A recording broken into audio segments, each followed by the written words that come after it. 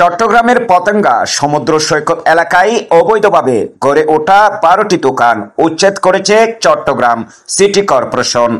সোমবার 7 জুলাই সকালে এই অভিযান পরিচালনা করেন চট্টগ্রাম সিটি কর্পোরেশনের আঞ্চলিক নির্বাহী কর্মকর্তা প্রণয় চাকমা।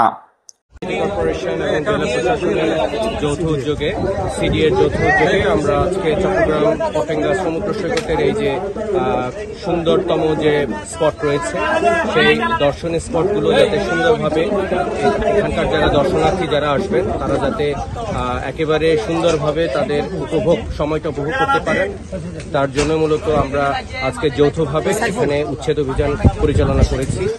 চট্টগ্রাম সিটি কর্পোরেশন সূত্র জানায়, সৈকতের পরিবেশ রক্ষা, পর্যটকদের নির্বিঘ্নে চলাচল নিশ্চিত করা এবং সরকারি জমি দখলমুক্ত রাখতেই এই উচ্ছেদ অভিযান চালানো হয়েছে।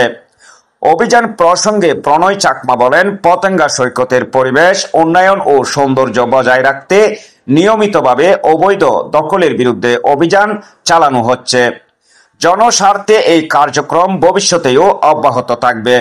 এখানে সম্মানিত পতেঙ্গা সার্কেলের সম্মানিত সহকারী কমিশনার ভূমি এবং মাননীয় মেয়র মহোদয়ের আমাদের সম্মানিত এপিএস মহোদয় আছেন।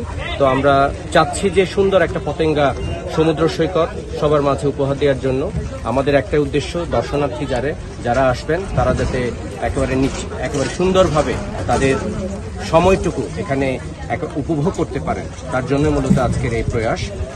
অভিযানে পতেঙ্গা সার্কেলের সহকারী কমিশনার ভূমি ফারিস্তা করিম, পতেঙ্গা থানা পুলিশ এবং ট্যুরিস্ট পুলিশ সদস্যরা অংশ নেন।